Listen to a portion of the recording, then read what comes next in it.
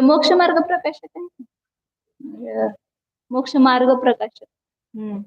ते असलं तर काढून दे जरा. अर्यंतम का क्या स्वरूप बताया था? हम्म हम्म हम्म हम्म हम्म बरोबर, छान. चांगलं पाठ करते. आता सिद्धांत स्वरूप सांगतात पुढे. आणि हे सांगितलं ते कायमसाठी, अपने को हमेशा के लिए इसका उपयोग है. इस पंच परमेष्टि का स्वरूप समझेंगे तो हमें ध्यान में उसका लाभ होगा. अब सिद्धांत का स्वरूप बताते. गाथा नंबर 51 है. नठट्टकम देहो लोया लोयस जाणो दठ्ठा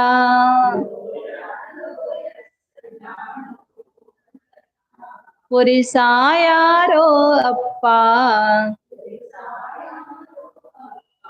सिद्धो झाए हलोयसी हरथो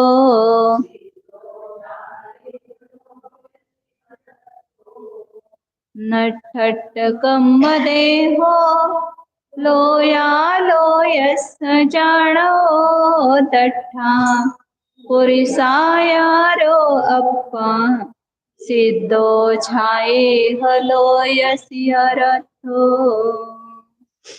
अरिहंत के बाद सिद्धों को अपन नमोकार मंत्र में नमस्कार करते हैं.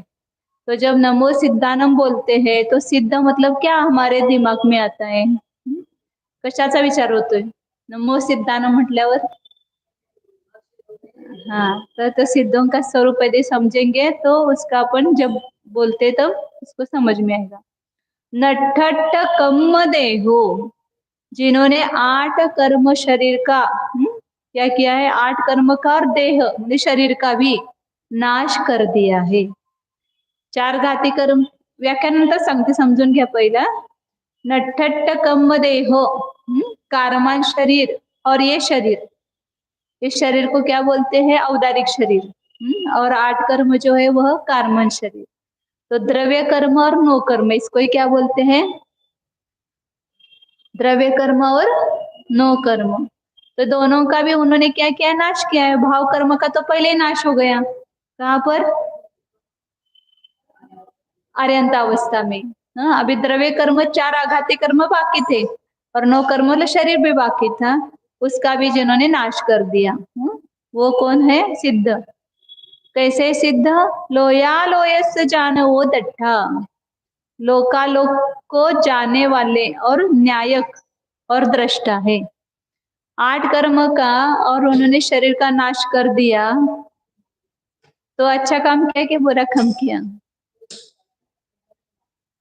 संपूर्ण जितना भी हमारा दुख है वो शरीर के आश्रित है और कर्म के उदय के आश्रित है. जो भी आज वर्तमान में हमें आपत्ति आ रही है, संकट आ रहे हैं, जो भी कुछ भी होता है अच्छा या बुरा, वो सब किसके कारण से हो रहा है? अच्छा मतलब जिसको हम संसार में अच्छा समझते, संपत्ति मिल रही है, पुत्र की प्राप्ति हुई, अनुकूल मित्र हो गए, ये सब मिल गया तो वह अच्छा बोलते उसको. तो वो भी किसके अधीन है? पुण्य कर्म के अधीन है.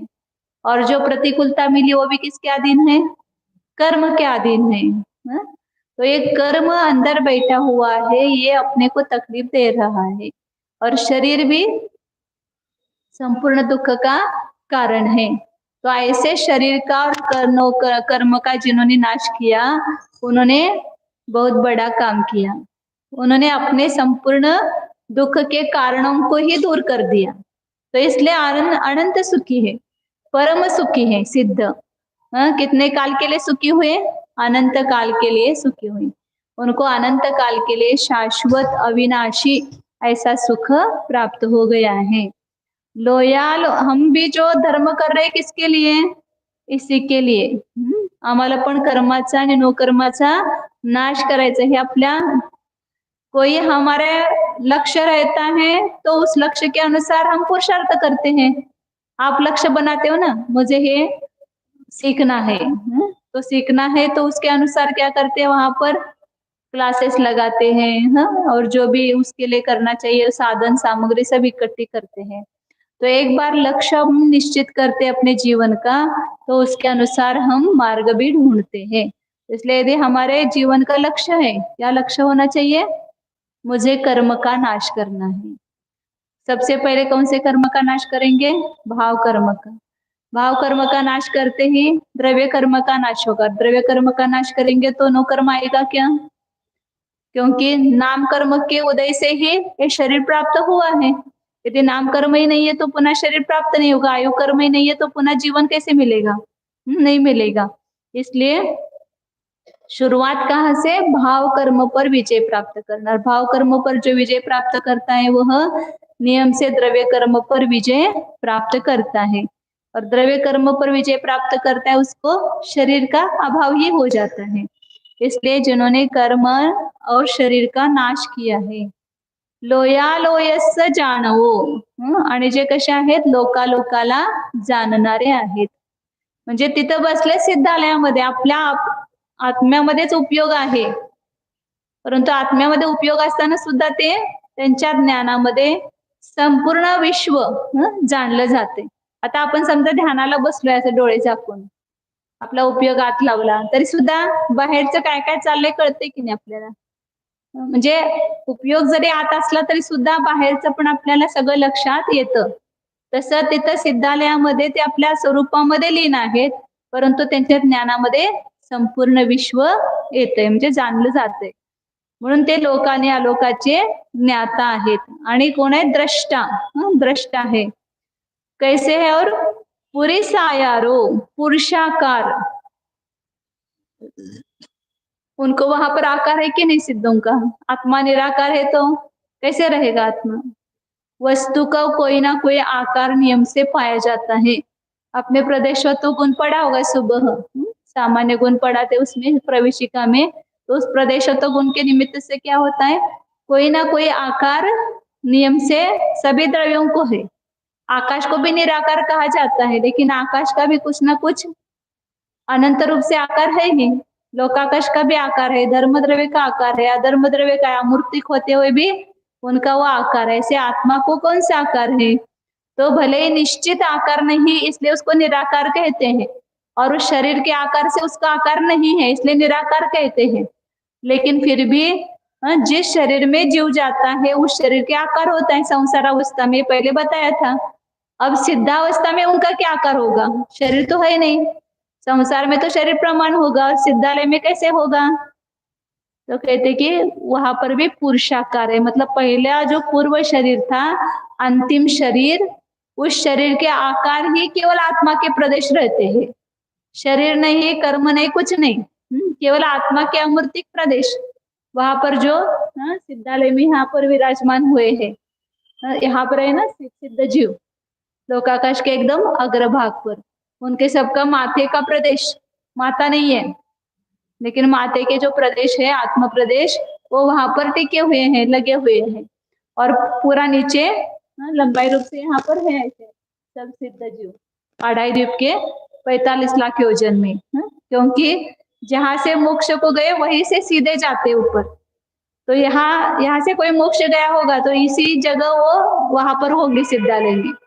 इसलिए शिखर जी की वंदना के लिए जब जाते हैं तो वहां पर खाली उस पादुका के दर्शन नहीं करना है, सिद्धों के भी दर्शन करना है कि यहाँ से मल्लीनाथ कुंतुनाथ भगवान गए तो यहाँ पर वही सिद्धालय पर उनका आत्मा है विराजमान। उस समय यहाँ शरीर सहित थे, अब वहां पर शरीर रहित केवल आत्मा वहां पर विराजमान है। और किस आकार से है? उनका जो छोड़ा हुआ शरीर है उसके आकार से वो आत्मा के प्रदेश रहते, क्योंकि अब आकार बदलने का कोई कारण रहा नहीं। अब यह आकार कैसे बदलता है? ये शरीर को छोड़ा, फिर अगले शरीर का नाम कर्म का उदय आ गया तो उसके आकार से हो गया, तो उस नाम कर्म जो है इसका आकार बदलने का कारण होता है।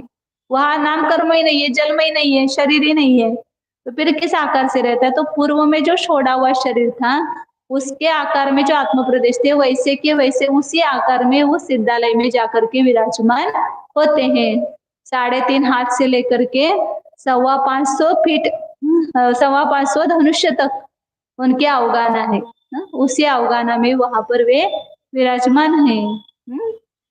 कोई 550 फीट है तो उसकी लंबाई इतनी आएगी।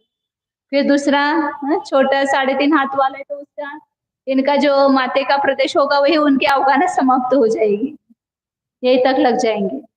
जिसकी जितनी ऊंचाई उसके अनुसार वहां पर लटकते हैं। तो वहां पर उनको तकलीफ है कि नहीं लटकते रहने की? लटकते रहने या शरीर को तकलीफ होती है। कोई ऐसे अपने को पहले ऐसे शिक्षा देते थे ना, हमें बचपन में याद है, कुछ करते हैं अपराध तो खुंटी देते थे सब घरों में, खुंटिया है ना, उस खुंटी को बांध देते थे। हमारे भैया को मतलब जो पूर्वाश्रम में थे उनको बहुत बार हमने देखा, वो बहुत ये करते थे तो उनको वहां बांध देते थे खुंटियों को। तो ऐसे सिद्धों को वहां बांध दिया है, लटक रहे हैं, तो तकलीफ हो रही है क्या उनको? शरीर ही नहीं तो तकलीफ कैसे होगी? शरीर के कारण सब तकलीफ होती है। वहां केवल आत्मा के प्रदेश है, वे अमूर्तिक है, इसलिए उनको कोई ये नहीं। तो चरम शरीर आकार, वहां पर किंचित न्यून शब्द लगाया जाता है, कुछ कम अंतिम शरीर के आकारों से वहां पर रहते हैं। और अप्पा, जहां पर एक आत्मा है वहां पर कितनी आत्मा है? अनंत। अनंत सिद्ध विराजमान है। नमस्ते। हाँ हाँ नहीं लिया, दिया नहीं है ना। हाँ हाँ हाँ हाँ हाँ, मुझे वो लक्षण से ज्यादा कैसे। पुरुषायारो, पुरुषाकार है, मतलब अंतिम शरीर के आकार है। सिद्धो, झाए हलो या सिहरत, तो लोक के शिखर में स्थित है। कहाँ पर स्थित है? ये लोक का शिखर है, अंतिम, इसके ऊपर कुछ नहीं है, तो वहां पर वो स्थित है। ऐसे सिद्धों का क्या करना है? झाए ह, ध्यान करने के लिए, या ध्यान की अपेक्षा से सब वर्णन कर रहे हैं ना, ध्यान में इस पंच परमेष्ठियों के पदों का चिंतन करना है, इसलिए उनके स्वरूप को यहाँ बताया जा रहा है। ऐसे सिद्धों का ध्यान करना चाहिए। या टोडरमल जी ने मोक्ष मार्ग प्रकाशक में पहले पंच परमेष्टि का स्वरूप बताया है, उसको थोड़ा अपन पढ़ते हैं तो और अच्छा अपने को इसका लाभ होगा। शुरुआत ही उन्होंने की है ना। अब यहाँ जिनको नमस्कार किया उनके स्वरूप का चिंतन करते हैं। नमो अरिहंतानम नव सिद्धानम से चालू किया ना, तो उनके स्वरूप का चिंतन करते हैं। अरिहंत का भी पढ़ो क्या एक बार? बहुत अच्छा है उसमें। वहां प्रथम अरहंतों के स्वरूप का विचार करते हैं, जो गृहस्थपना त्याग कर, मतलब अरिहंत कौन हुए हैं?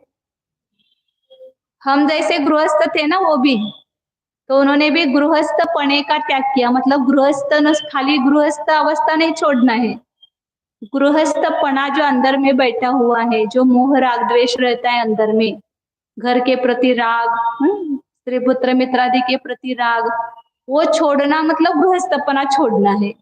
इसलिए गृहस्थ का त्याग कर ऐसा नहीं कहा, पना शब्द लगाया है।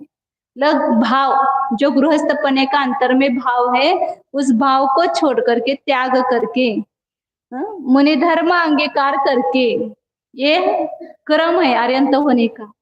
गृहस्थ अवस्था का त्याग करना पड़ेगा, गृहस्थपने का त्याग करना पड़ेगा, फिर मुनि धर्म स्वीकार करके निज स्वभाव साधन द्वारा चार घाती कर्मों का नाश करके, चार घाती कर्मों का क्षय करने का साधन क्या है? अपने स्वभाव की साधना। अनंत चतुष्टय रूप विराजमान हुई, वह अनंत ज्ञान द्वारा तो अपने अनंत गुण पर्याय सहित समस्त जीवादि द्रव्यों को युगपद विशेषपणे से प्रत्यक्ष जानते हैं। अनंत दर्शन द्वारा उनका सामान्य अवलोकन करते हैं। चार गुण प्रकट हुए ना उनमें, अनंत ज्ञान, कौन से? अनंत वीर्य, उसका कार्य बता रहे। अनंत ज्ञान के द्वारा क्या कर रहे हैं? अनंत ज्ञान भी उनका परिणमन कर रहा है ना वहां पर, तो अनंत ज्ञान जो है उसके द्वारा अनंत गुण पर्याय का वो जान रहे हैं। अनंत दर्शन के द्वारा सामान्य अवलोकन करते हैं और अनंत वीर्य द्वारा ऐसी सामर्थ्य को धारण करते हैं। अनंत लोक को जानने की या संपूर्ण पदार्थों को जानने की जो सामर्थ्य है वो कौन किसका कार्य है? अनंत वीर्य। ज्ञान के साथ शक्ति लगती है, बिना शक्ति के हम जान नहीं पाते। किसकी शक्ति चाहिए? शरीर की नहीं, आत्मा की शक्ति है। तो अनंत ज्ञान है तो वीर्य भी कितना चाहिए? अनंत। अपने को जैसा क्षौक्षमिक ज्ञान है तो जितना क्षौक्षमिक ज्ञान होगा उतना क्षौक्षमिक वीर्य भी वहां पर चाहिए, तो ही हम जानने का काम कर सकते हैं। तो अनंत ज्ञान और अनंत दर्शन को धारण करने की सामर्थ्य प्राप्त होना यह अनंत वीर्य का काम है। अनंत सुख मतलब वो भी वहां पर बिना ऐसे कुटस्थ नित्य नहीं है, उनमें भी इस सब परिणमन चल रहा है अनंत गुणों का। अनंत सुख द्वारा निराकुल परमानंद का अनुभव करते हैं। पुनश्च जो सर्वथा सर्व राग द्वेषादि विकार भावों से रहित होकर शांत स्वरूप परिणमित हुए हैं। कैसे हो गए अरिहंत? अपने जैसे राग द्वेष मोह होता है क्या उनको? संपूर्ण देगा क्या क्या हो रहा है जगत में उसको देख करके हम तुरंत आकुलित हो जाते हैं, ऐसा कैसे हुआ, ऐसे कैसे हुआ। उनको वहां थोड़ी आकुलता होती कि नहीं? ऐसे कैसे हुआ? कुछ नहीं है?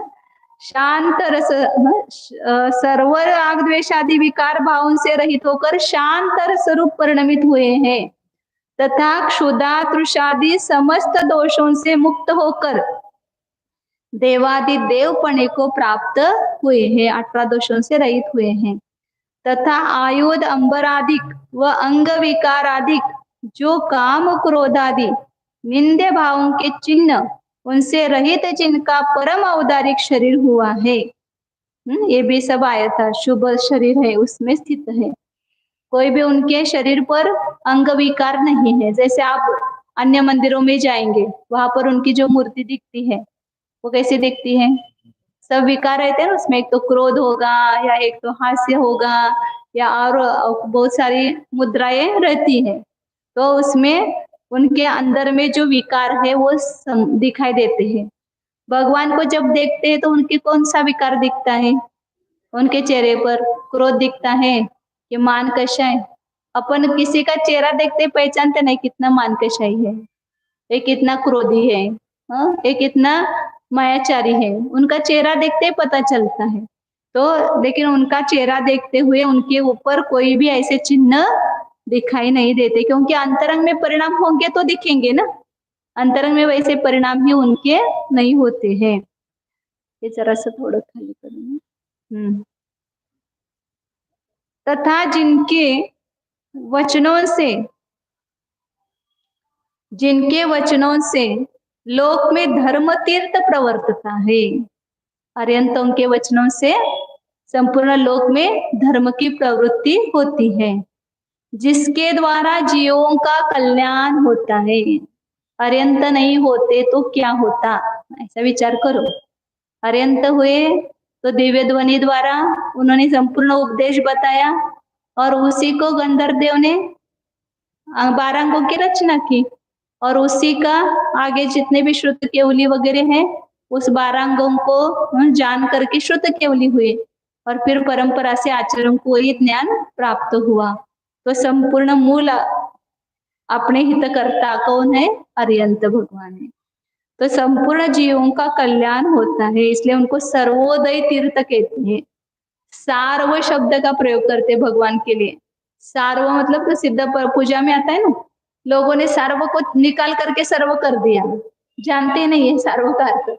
बोले कि सार्व कैसे लिखा है? सर्व कर दो, मतलब बिना ज्ञान के लोग सब दुरुस्ती करते हैं, तो वो वैसा सुधार नहीं करना चाहिए। सिद्ध पूजा में लास्ट में लाइन में आते देखो, विवर्ण विगंध विमान विलोभ विमाय विकाय विशब्द विशोभ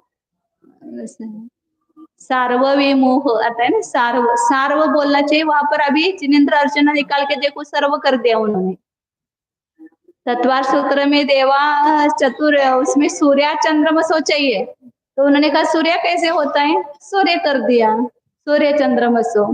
मतलब ये सब गलत सुधार करते हैं। तो सार्व शब्द का अर्थ होता है जो सबके कल्याणकारी है, उसको बोलते हैं सार्व। सबके जो है वो सार्व, ऐसा भाववाचक नाम बनता है ना, जो सबका है। जिनके लौकिक जीवों को प्रभुत्व मानने के कारण रूप अनेक अतिशय और नाना प्रकार के वैभव का संयुक्तपना पाया जाता है, तथा जिनका अपने हित के अर्थ गंधर्व इंद्रादि उत्तम जीव सेवन करते हैं, ऐसे सर्व प्रकार से पूजने योग्य श्री अनंत देव है, उन्हें हमारा नमस्कार हो। उनके अतिशय वगैरह के द्वारा भी उनकी महानता समझ में आती है। और गंधर्वादिक उत्तम जीव भी उनका सेवन करते हैं। बड़े बड़े लोग जिनकी सेवा करते हैं उनमें कोई गुण होते तो करते हैं, तो इंद्रादिक आकर के सेवा करते हैं। क्यों करते हैं, या गंधर्व देव उनकी सेवा क्यों करते हैं? क्योंकि ऐसी महानता उनमें है, वीतराग सर्वज्ञता उनमें पाई जाती है, इसलिए अरिहंत देव पूजनीय है। अब सिद्ध क्यों पूजनीय है, सिद्धों का क्या स्वरूप है, वो बताते हैं।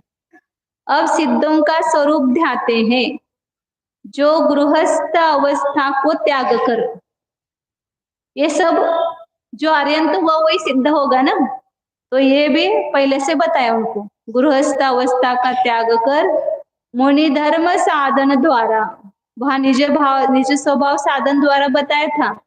मुनि धर्म कहो या निज स्वभाव की साधना कहो, सभी मुनि क्या करते हैं, निज स्वभाव की ही साधना करते हैं।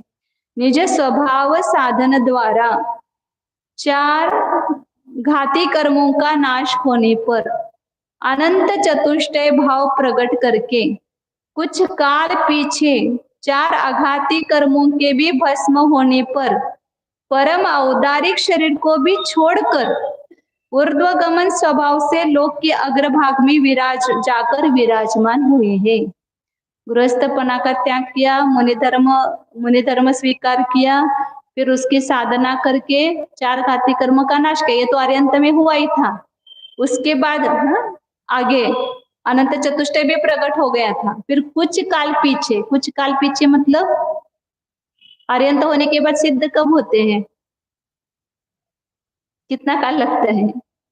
उनकी जितनी आयु शेष रहती है वो आयु पूरी होने के बाद फिर अंतर्मुहूर्त लास्ट में 4 आघाती कर्म का नाश करते हैं और सिद्धावस्था प्राप्त होते हैं। तो जिसकी जितनी आयु शेष रही होगी उतने काल तक अर्यंतावस्था में रहते हैं। उनको कब केवल ज्ञान हुआ? 8 वर्ष में समझो उनको अंतर्मुहूर्त में केवल ज्ञान की प्राप्ति हुई। तो उसके बाद जो पूर्व कोटि वर्ष उत्कृष्ट आयुष्य है मनुष्य की, तो 8 वर्ष कम पूर्व कोटि वर्ष, इतने उनका केवल ज्ञान का उत्कृष्ट काल है। और सबसे कम काल कितना है? अंतर्मुहूर्त भी हो सकता है। केवल ज्ञान हुआ और अंतर्मुहूर्त में सिद्ध हो गए। तो सबसे ज्यादा काल है 8 वर्ष कम पूर्व कोटि। एक पूर्व मतलब कितना होता है? 70,56,000 करोड़ वर्ष एक पूर्व में होते हैं, और उसको कोटि से गुना करो तो उतने करोड़ वर्ष वे उस आर्यंतावस्था में रह सकते हैं। उत्कृष्ट आयुष्य है। 70,56,000 करोड़, 84 लाख गुणिले 84 लाख करोड़ तो 70,56,000 आता है। तो उसका एक पूर्व होता है, और अपने को कोटि पूर्व करना है तो कोटि से गुना करो उसको। तो उतने वर्ष वो अर्यंत अवस्था में रह सकते हैं। उसमें से केवल 8 वर्ष कम करना, और कम से कम काल कितना बताया? अंतर्मुहूर्त। उसके बीच के सभी काल ले लो, कुछ कोई 5 वर्ष, 10 वर्ष, 100 वर्ष, जिसकी जितनी आयु होगी उतना काल रहता है। तो कुछ काल अर्यंत होने के बाद कुछ काल पीछे 4 आघाती कर्मों के भी भस्म होने पर, आगे आघाती कर्मों के लिए उन्हें कुछ पुरुषार्थ नहीं करना पड़ता है, सब ऑटोमेटिक होता है। पहले तो यहाँ घाती कर्म का नाश करने के लिए पुरुषार्थ है, बाद में सब ऐसे अपने स्वभाव में लीन होते हैं, अपने आप ऑटोमेटिक ही उनका समुद्घात होता है और ऑटोमेटिक सभी कर्मों का नाश होता है। उसको उनको पुरुषार्थ करने की जरूरत नहीं है, बुद्धिपूर्वक कुछ नहीं करते हैं। फिर आघाती कर्म भी भस्म हो जाते हैं। तो परम औदारिक शरीर भी 14वें गुणस्थान में कपूर जैसा उड़ जाता है। 14वें गुणस्थान में शरीर का उदय नहीं है उनके, 13वें गुणस्थान तक शरीर है और 14वें गुणस्थान में वो शरीर सब उड़ जाता है। जैसे कपूर अपन रखते हैं तो थोड़ा कल 2 दिन के बाद देखो तो रहता है क्या, उड़ जाता है ना। ऐसे उनका शरीर एक अंतर मुहूर्त में, मतलब अ ई उ रू ये 5 रस्वाक्षर स्वर का काल 14 गुणस्थान का है, उतने में उनका शरीर पूरा उड़ जाता है, कुछ शेष नहीं बचता है। और आत्मा जो है वो अंतिम समय में आघाती कर्म का नाश हुआ तो सिद्धालय में जाकर के विराजमान हो जाते हैं। फिर वो बाद में पुनः देव उसका ये करने के लिए पुनः उनका शरीर कृत्रिम निर्माण करके उसको अग्नि देते हैं। वहां जिनको समस्त शरीर को भी छोड़कर ऊर्ध्वगमन स्वभाव से ऊपर ही क्यों गए, तो हाँ पहले अपन ने देखा ना जीव का स्वभाव क्या है, ऊर्ध्वगम। जैसे अग्नि का स्वभाव, आप ऐसा नीचे भी दीपक करेंगे तो अग्नि कहाँ नीचे जाती है क्या, ऊपर ही उसकी ज्योत आती है। तो क्यों, क्योंकि उसका ऊर्ध्वगमन स्वभाव है। इसी प्रकार जीव का भी स्वभाव ऊर्ध्वगमन है, इसलिए लोक के अग्रभाग में जाकर विराजमान हुए। वहां जिनको समस्त परद्रव्यों का संबंध छूटने से मुक्त अवस्था की सिद्धि हुई। क्या हुआ, उनको संपूर्ण परद्रव्य का संबंध छूट गया। अच्छा है कि नहीं। अकेले जाकर भले वहां पर अनंत जीव होंगे लेकिन उनके साथ कोई संबंध नहीं है उनका। जहां पर एक सिद्धात्मा उसमें अनंत सिद्धात्मा है लेकिन एक का दूसरे से कोई संबंध नहीं, सब पास पास में खड़े हैं फिर भी कोई किसी की तरफ देखता नहीं और कोई किसी से बात करता नहीं है, सब अपने अपने में लीन है, इसलिए कुछ तकलीफें नहीं है। हमें सब तकलीफें क्यों है, पर का संबंध, बस यही दुख का कारण है। जितने पर के साथ हमारा संबंध होगा उतना दुख अधिक होगा। इसलिए परद्रव्यों का संबंध छूटने से मुक्त अवस्था, कितना देखो कि उसके ऊपर अपना निर्भर रहता है, साथ साथ में रहते हैं तो उन्होंने ऐसा किया तो मुझे ऐसा हुआ, उन्होंने वैसा किया तो मुझे ऐसा हुआ, बार बार बार बार अपने परिणाम बदलते रहते हैं, राग द्वेष होते रहते हैं। तो सिद्ध इस संपूर्ण दुख से छूट गए हैं, उनको मुक्त, उसको ही मुक्त अवस्था कहते हैं। तथा जिनके चरम शरीर से किंचित न्यून पुरुषाकारवत आत्म प्रदेशों का आकार अवस्थित हुआ, उनका आकार वहां पर कैसा है, अंतिम शरीर रूप से है। तथा जिनके प्रतिपक्षी कर्मों का नाश हुआ, इसलिए समस्त सम्यक्त्व ज्ञान दर्शनादिक आत्मिक गुण संपूर्णतया अपने स्वभाव को प्राप्त हुए हैं। आज अपने पास भी अनंत गुण है लेकिन वो सब कैसे हैं, अभी जैसे गर्भ में बच्चा रहता है ना, ऐसे गर्भ में है, प्रकट नहीं दिखाई दे रहे हैं, विकसित नहीं हो रहे हैं, वे सब गुण है। वो ये गुण सिद्धावस्था में पूर्ण विकसित हो गए, अभी उनका कोई भी विकास बाकी नहीं है। ज्ञान पूर्ण विकसित हो गया, दर्शन पूर्ण विकसित हो गया, वो तो अर्यंत अवस्था में ही हुआ। और बाकी के जो गुण है, सूक्ष्मत्व, अवगाहनत्व, अगुर लघुत्व आदि सिद्धों के 8 गुण लिखवाए थे आपको, ठीक है। 8 कर्मों के अभाव में 8 गुण कौन कौन से होते हैं, वो सब 8 गुण उनके व्यक्त हुए हैं। और बाकी के भी अनंत गुण व्यक्त, 8 ही गुण व्यक्त हुए ऐसा नहीं, सभी अनंत गुण वहां पर परिपूर्ण प्रकट हुए हैं, विकसित हुए हैं, मतलब पूर्ण विकसित अवस्था। हमें सभी, हम सभी को क्या होता है अंदर से, मेरा विकास होना चाहिए, मेरे गुण कुंठित हो रहे हैं। समझो अपने को गायन कला आती है और अपने को गाने का चांस नहीं मिला तो क्या लगता है, हमारे शक्ति को तुम कुंठित कर रहे हो। स्कूल में जिसके जो गुण है उसके लिए विकसित किया जाता है। व्यक्तिमत्व विकास शिविर लगते सब जगह, व्यक्तिमत्व का विकास होना चाहिए, मतलब अपने गुणों का विकास होना चाहिए। तो वास्तविक विकास कौन सा है, सिद्ध अवस्था में अपने संपूर्ण गुण विकसित हुए हैं, इसलिए विकास चाहते हैं तो अर्यंत और सिद्धावस्था प्राप्त करो, वो सच्चा आत्मा का विकास है। जिनके 9 कर्म का संबंध दूर हुआ, 9 कर्म मतलब शरीर, इसलिए समस्त अमूर्तत्वादिक आत्मिक धर्म प्रकट हुए हैं तथा जिनके भाव कर्म का अभाव हुआ। भाव कर्म मतलब किसको बोलते हैं? तीन ध्यान रखना। भाव कर्म मतलब राग द्वेष मोहादिक भाव, विकारी भाव। द्रव्य कर्म मतलब ज्ञानावरणादिक 8 कर्म, उसको बोलते हैं द्रव्य कर्म। और नो कर्म कहेंगे तब क्या कह लेना? शरीर, या औदारिक शरीर, वो उसको नो कर्म कहते हैं। भाव कर्म, द्रव्य कर्म, द्रव्य कर्म किसको कहा? ज्ञानावरणादि 8 कर्म लिखना। और नो कर्म मतलब औदारिक वैक्रियक औदाहार के शरीर, उसको बोलते हैं नो कर्म। इन तीनों का संबंध छूट गया। अभी तीनों अपने पास है, अपने पास होते हुए भी वो हम नहीं है। इसलिए उसका जब हम भेद विज्ञान करते रहेंगे तो एक ना एक दिन उनकी संगति छूट जाएगी। तो सिद्ध बनने के लिए करना क्या है?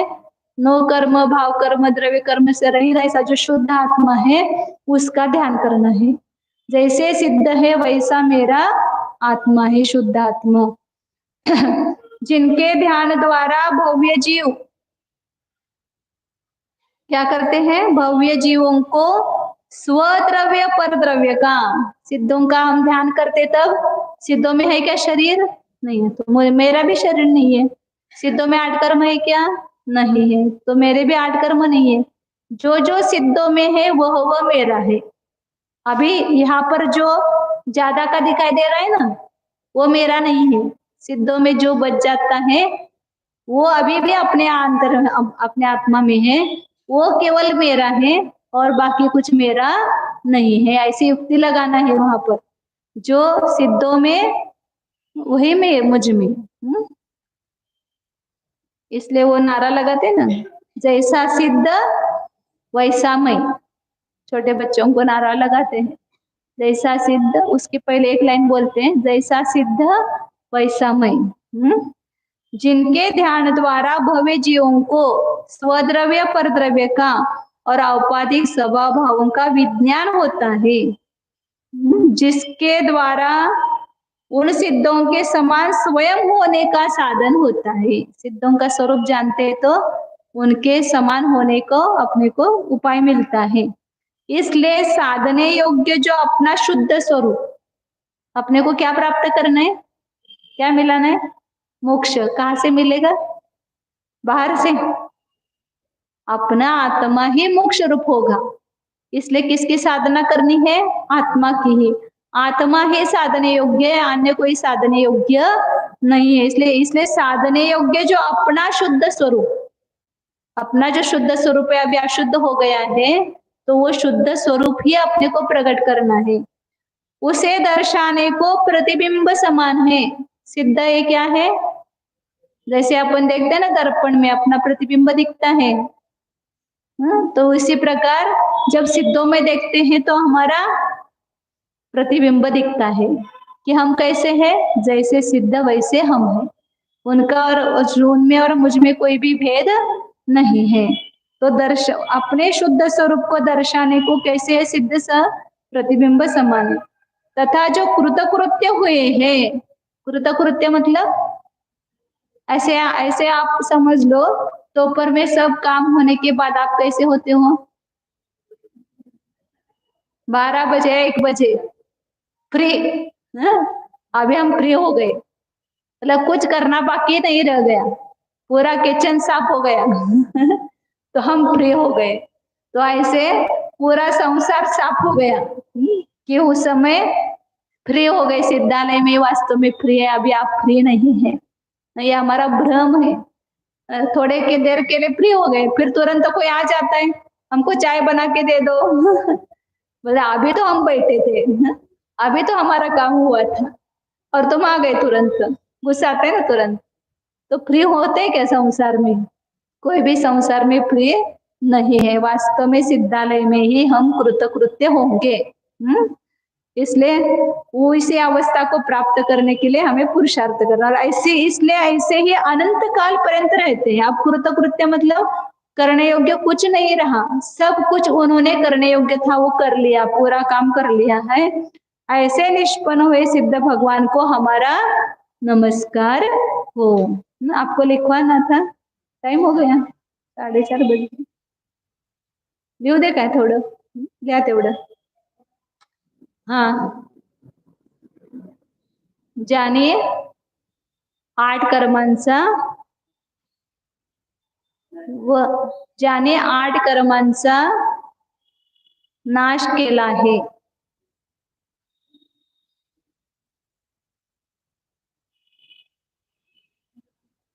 व हा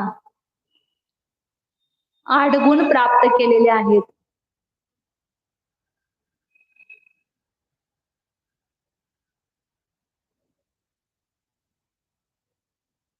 जे शरीर रहित आहेत,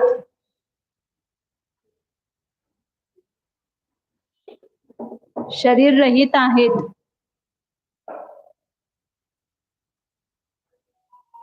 संपूर्ण लोक व आलोकाला जाणतात व पाहतात.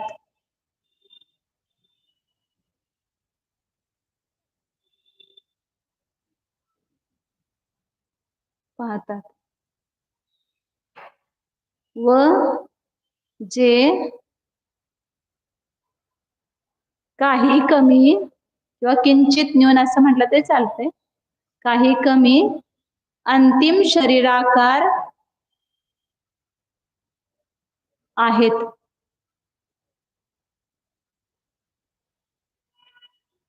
काही कमी अंतिम शरीराकार आहेत व लोकाच्या अग्रभागावर स्थित आहेत.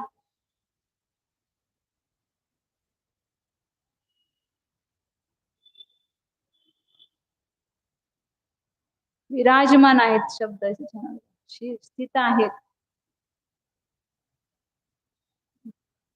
त्यांना सिद्ध परमेष्ठी म्हणतात.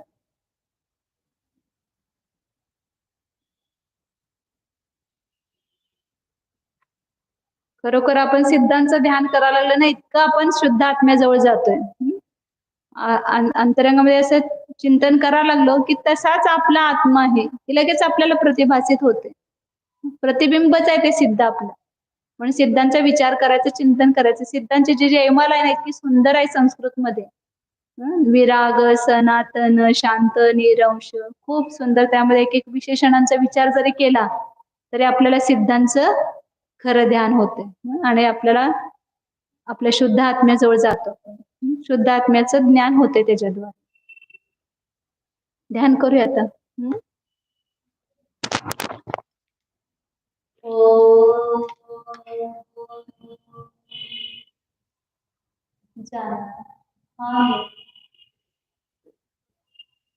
सिद्ध समान शुद्ध आत्मा पहा अंतरंगामध्ये. हे वरचे आवरण बाजूला करून पहा. शरीराला वेगळे करा, बुद्धीमध्येच त्याला वेगळे करायचे आहे. आता तर ते बाहेर वेगळे होणार नाही, परंतु बुद्धीमध्ये पहिल्यांदा त्याला वेगळे स्थापन करायचे. 8 सूक्ष्म कर्मांचे शरीर आहे, 8 कर्मांचे शरीर, ते पण वेगळे करा. ज्याप्रमाणे नारळ वरच्या शेंडीपासून भिन्न आहे, आतला गोळा आतल्या करवटीपासून वेगळा आहे आणि आतल्या त्या पातळ लाल पापुद्र्यापासूनही तो आतला गोळा वेगळा आहे. त्याप्रमाणे जाणा, या 9 कर्मापासून म्हणजे शरीरापासून मी भिन्न आहे. सिद्ध भिन्न आहे. सिद्धांच्या मध्ये तिन्ही नाहीच, भिन्न सांगण्याचे कारणच नाही. सिद्धांच्या मध्ये 9 कर्म नाही, द्रव्य कर्म नाही, भाव कर्म सुद्धा नाही. त्या सिद्धांप्रमाणेच असणारा त्या शरीरामधील आत्मा पहा. आम्ही सिद्धांसारखाच आहे. हे दिसणारे शरीर मी नाही, माझे नाही. या अंतरंगामध्ये असणारा जे ज्ञानावर आधी 8 द्रव्य कर्म ते पण मी नाही, ते पण वेगळे करा.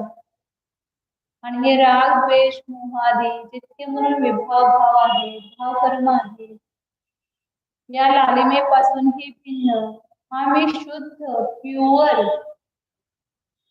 चैतन्य आत्मा आहे. पहा अंतरंगामध्ये विराजमान आहे. बुद्धीमधून ह्या तिन्हीला बाजूला केल्यावर जे काही शिल्लक राहिलेली वस्तू आहे तोच हा शुद्ध आत्मा आहे. पाहतो आहे. या तिन्हींचे मिश्रण झाल्यामुळे त्या आत्म्याला शुद्ध म्हटलेले आहे. वास्तविक आम्ही शुद्धच आहे. पहा सिद्धांना सिद्ध कशा आहेत. अनंत गुणांनी परिपूर्ण आहेत. सर्व गुण त्यांच्यामध्ये परिपूर्ण विकसित झालेले आहेत. अनंत ज्ञान, अनंत दर्शन, अनंत सुख, अनंत वीर्य संपन्न असे हे सिद्ध प्रभू आहेत. सूक्ष्मत्व, अवगाहनत्व, अदुर्लभत्व, अव्याबाद सुख स्वरूप असे हे सिद्ध प्रभू आहेत. त्यांना मी जाणत आहे. अनंत सिद्ध परमेश्वरींना त्यांच्या गुणांचे स्मरण करा आणि हाच नमस्कार आहे. आणि त्या समान असणाऱ्या आपल्या आत्म्याला पण जाणा. आम्ही सुद्धा सिद्धच आहे. कृतकृत्य आहे. शांत रसरूप आहे.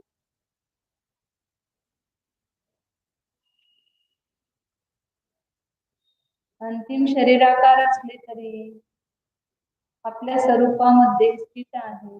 निराकार आहे. शुद्ध चैतन्य सत्ता स्वरूप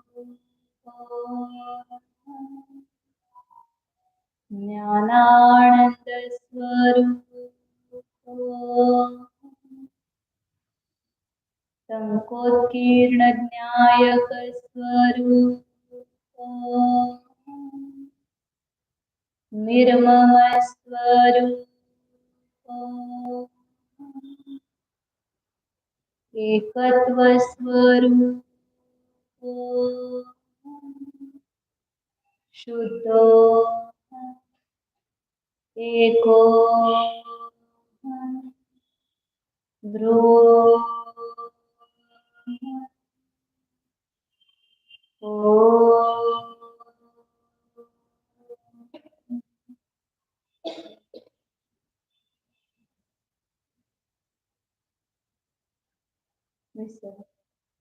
नमो हरिहंता नमो सीताणं नमो आयर्याणं नमो वज्राय नमो लोहे सवसा नमो हरिहंता नमो सीताणं नमो आयर्याणं नमो वज्राय नमो लोहे सवसा नमो हरिहंता नमो सीताणं नमो आयर्याणं नमो वज्राय नमो लोहे सवसा